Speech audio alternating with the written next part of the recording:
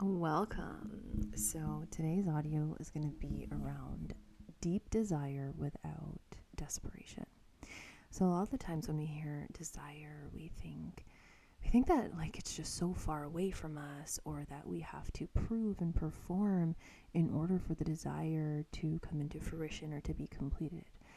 And this is where we have to start rewiring our relationship to how we use words. And I talked about this in my last audio around how we're relating to language and words and how we're using it and the intention behind it. When you start to actually drop into desire, like that specific word, and start to view it and feel it as sacred, that's when everything starts to shift. Okay? Because desire is held in divinity and in God.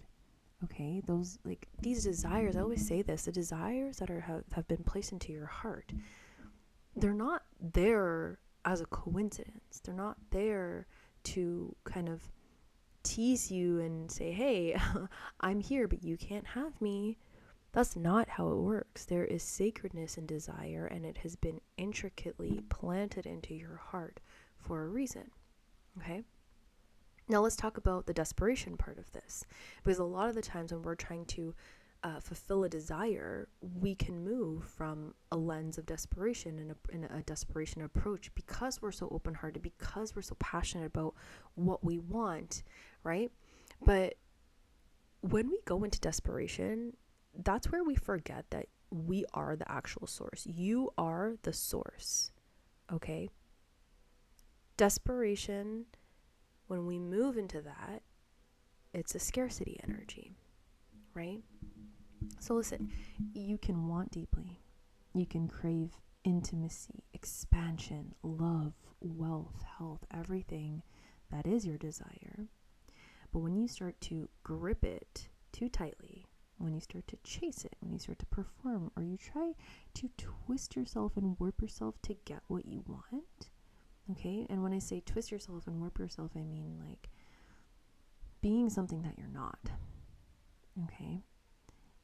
You start to step out of your field of sacredness and divinity and God, and you start to step into more of the scarcity of the feeling of, I'm actually not worthy of receiving this because I'm, for lack of better words, begging for it. And we're not begging for things. Like, we don't beg.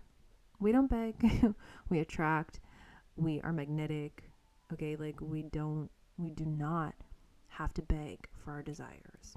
And I know that we're taught a lot about that in religion, especially when we're praying, like we use those words like, I'm begging you, God, I'm begging you for this, I'm begging you to just give me this, to just give me that. And something my mentor actually shared with me around using the word just. This connects deeply for when we're connecting to our desires.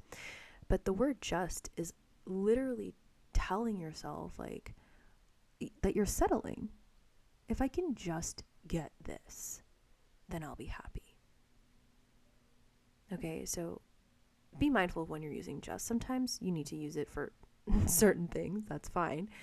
But when you're talking about your desires and you have these beautiful big desires that you're dreaming, maybe you're dreaming about, having a multi 7-figure business, or meeting the love of your life.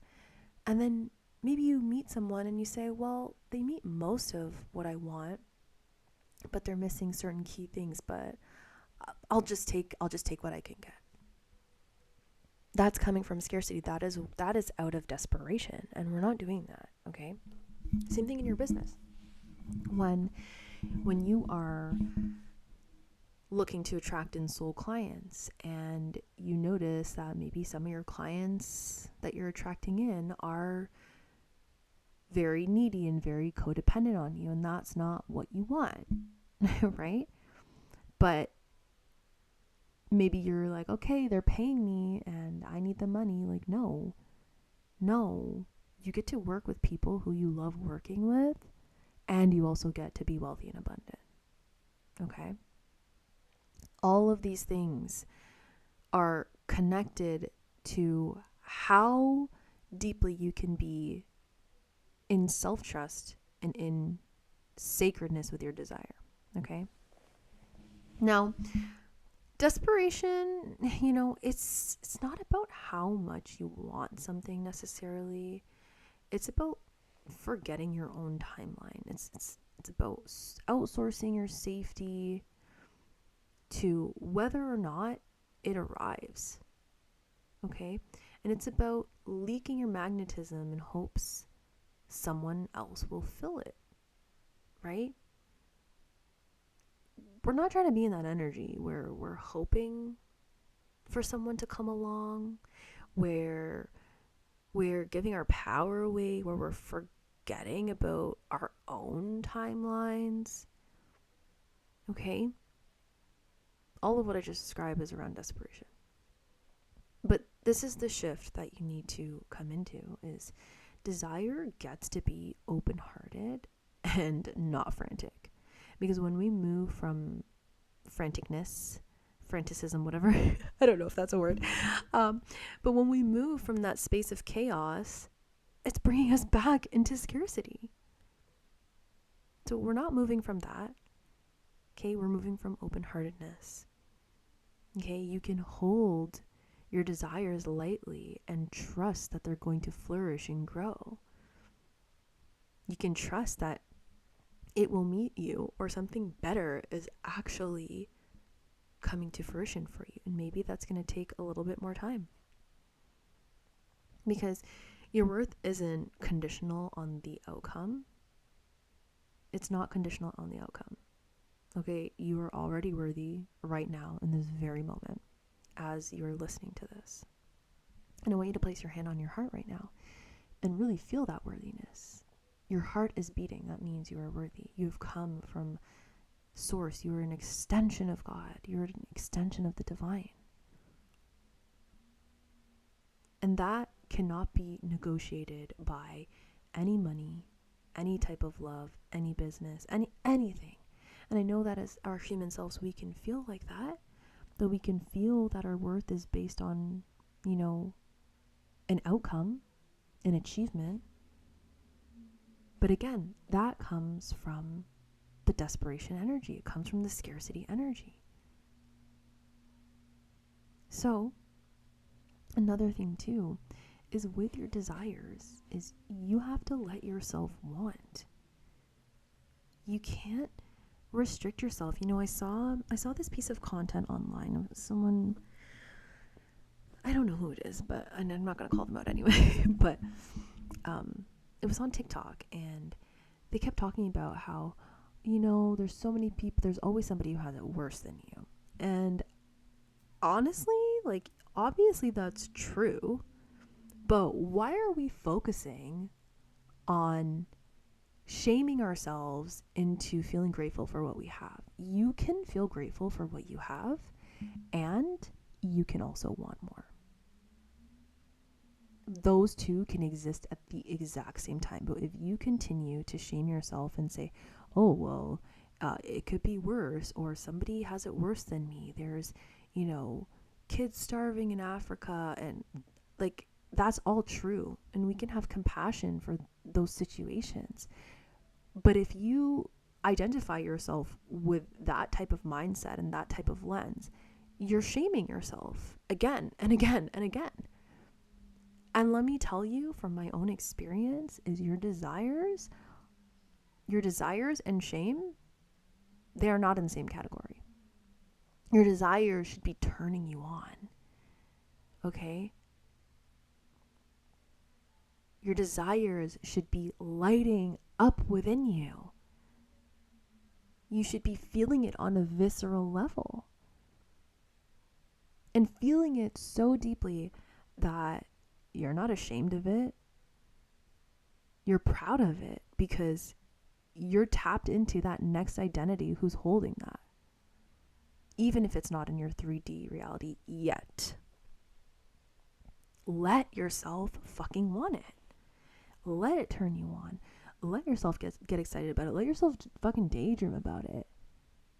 I remember when I was in high school, I was dating somebody that I was so in love with. And I just remember just being in class sometimes, and I would just put my head down and close my eyes and just think about how we made made love, and I could just literally replay those moments, and my body would go through those exact sensations over and over again. And I was like, oh my gosh, like it was like euphoric because I loved him, euphoric because of how we made love, how we looked into each other's eyes. It was the whole experience, the things that we would say to each other. And I would replay it over and over again in my head, and I was just on a high throughout the whole day, happy, just like feeling so like soft and gooey on the inside, and it was the best feeling ever. And I tell you this story because get soft and gooey with your desires.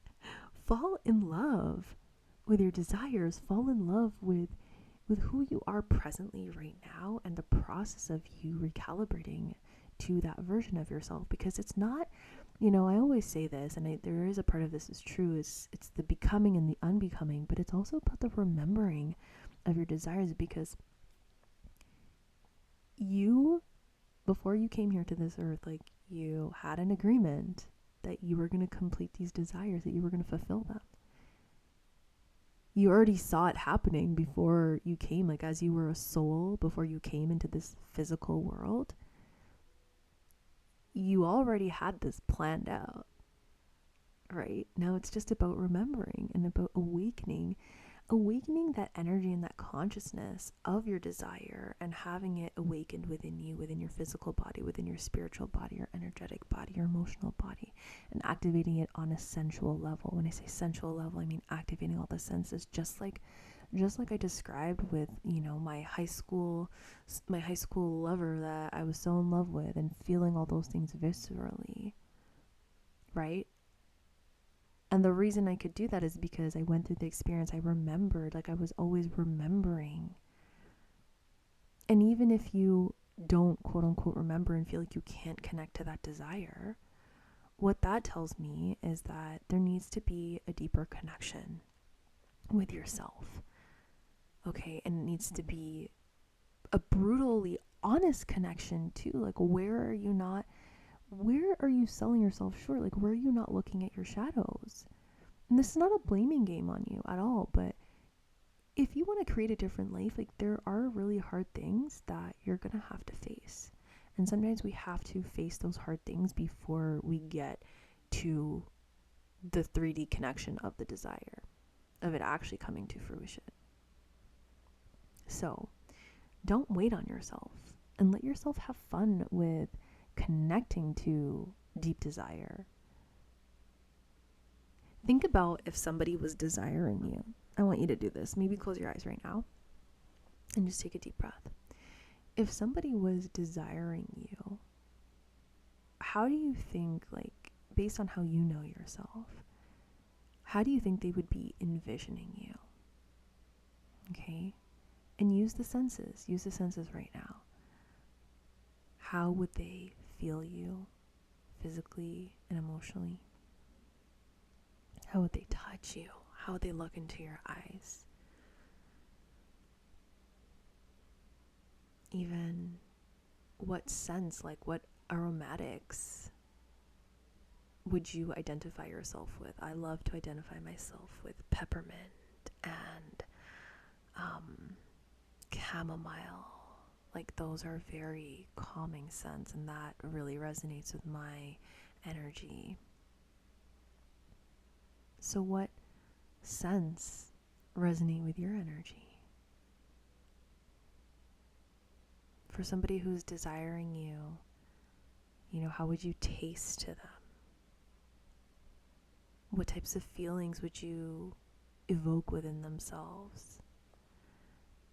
Using yourself as an example, because you know yourself better than anybody else on this earth, right? So using that as an example and as practice on connecting to yourself here, okay? Once you have deeply connected to yourself, you can use this same sensual connection, little exercise that I gave you. Go through all of your senses and do the same thing with your desire. Okay? If you were your desire, what what type of feeling would you give yourself? What type of feeling would your desire give you? Okay, how would the desire make you feel physically? How would it make you think? How would it make you soften, or how would it make you come alive? Go through all the senses, get really detailed, and just drop into those details. Feel them on a visceral level.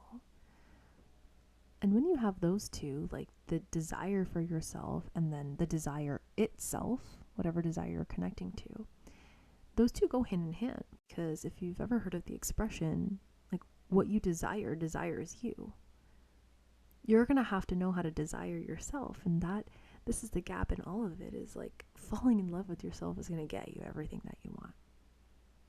And it may look different. It may look better than what you imagine. Sometimes we want things and we're selling ourselves short. And then God, the divine, is like, I'm going to give you something better. Right? But everything in life truly does get better when you do value yourself and give yourself permission to desire, to dream. And this in itself is a part of seduction. Right? Like,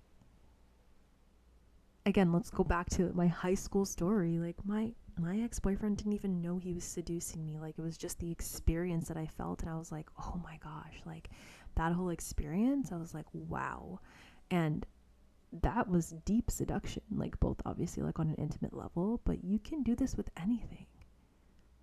You know, I'll give you another just kind of like a mundane example. I was coming home from meeting up with my tia, and on the way home, all I could think about so I love mochi, specifically green tea mochi.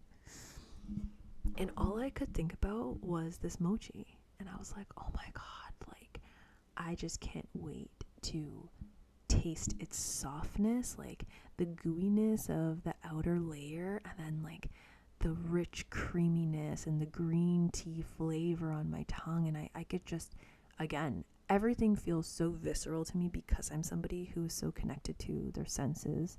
That's how I embody the life that I've created, like through my senses. Like, that's how we have to do it.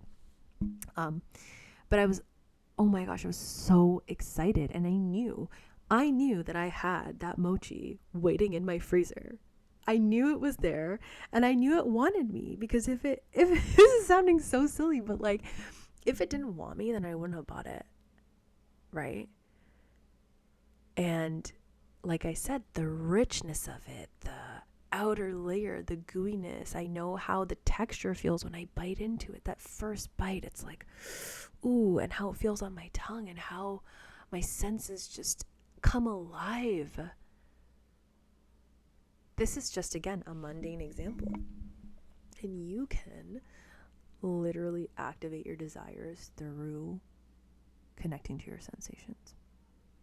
I do this with a lot of my clients too, especially my in-person clients, where I incorporate a lot of essential oils that I know are going to bring their nervous system into calmness. Because when our inhibitions are kind of set aside, or our armor is taken off, we can allow ourselves to desire and to dream more, because we're connecting to our bodies not from a conscious level, but from a level where, again, all of our walls are down, we're vulnerable, okay? Our inhibitions are lower in a good way, right? And that's when all the divine messages come through, all the divine codes, the connections come through, right? So, yeah, I'm going to leave you with that. Drop it in the community, what you're feeling, if you were able to connect to yourself through those little guided activities that I gave you really briefly. And if you have any questions, obviously, drop it in the Q&A and we'll get to them. I love you so much, and let me know how this resonated and landed for you.